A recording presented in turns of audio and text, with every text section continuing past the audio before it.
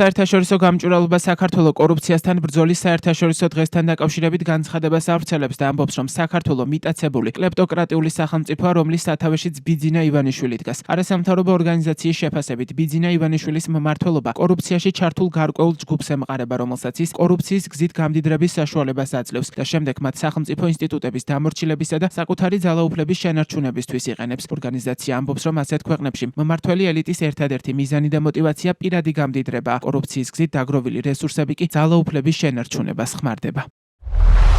სახელმწიფოს მიტაცების პროცესი დასრულებულია. არ არსებობს არც ერთი დამოუკიდებელი სახელმწიფო ორგანო, რომელიც შეძლებდა კორუფციაზე ღიად საუბარსა და მის წინააღმდეგ რეალურ მოქმედებას. ყალიბდება კლეპტოკრატია. ელიტური კორუფციის დოკუმენტირებული შემთხვევების რაოდენობა, შინაარსი და ფიგურანტების ვინაობა მიანიშნებს მაღალი დონის კორუფციის სისტემურ ხასიათზე. მიმდინარეობს კორუფციასთან მოჩვენებითი ბრძოლა. საგამოძიებო ორგანოები ემსახურებიან მმართველი პარტიის შიდა დაპირისპირებებს და გარჩევებს, მაშინ როდესაც ელიტური კორუფციის ასობით დოკუმენტირებული შემთხვევა ისევ თაროზეა შემოდებული. უქმდება ანტიკორუფციული ბიურო, სულ რაღაც 3 წლის წინ კორუფციის პრევენციის მიზნით შექმნილი უწყება კორუფციასთან ბრძოლის მაგივრად არასამთავრობო სექტორის წინააღმდეგ რეპრესიულ მექანიზმად გადაიქცა. იგნორირებულია კორუფციასთან დაკავშირებული საერთაშორისო ვალდებულებები და რეკომენდაციები. საქართველოს დემონსტრაციულად ეწინააღმდეგება ევროკომისიის მიერ შემუშავებულ ანტიკორუფციულ მოთხოვნებს. იგივე მდგომარეობა კორუფციის წინააღმდეგ სახელმწიფო და ჯგუფის ანტიკორუფციული მოთხოვნების შემთხვევაში. ქვეყანა გამოეთიშა მნიშვნელოვან ანტიკორუფციულ საერთაშორისო პროცესებს, როგორიცაა ეკონომიკური თანამშრომლობისა და განვითარების ორგანიზაციის ანტიკორუფციული ქსელის შეფასებისა და ღია მმართველობის პარტნიორობა. კანონის დონეზე აკრძალა სახელმწიფო დაწესებულებების თანამშრომლობა სამოქალაქო სექტორთან. სამოქალაქო საზოგადოება, რომელიც კორუფციასთან, განსაკუთრებით კი ელიტურ კორუფციასთან წარმატებული ბრძოლის განუყოფელი ნაწილია, იდევნება და განადგურების პირასაა მიყვანილი.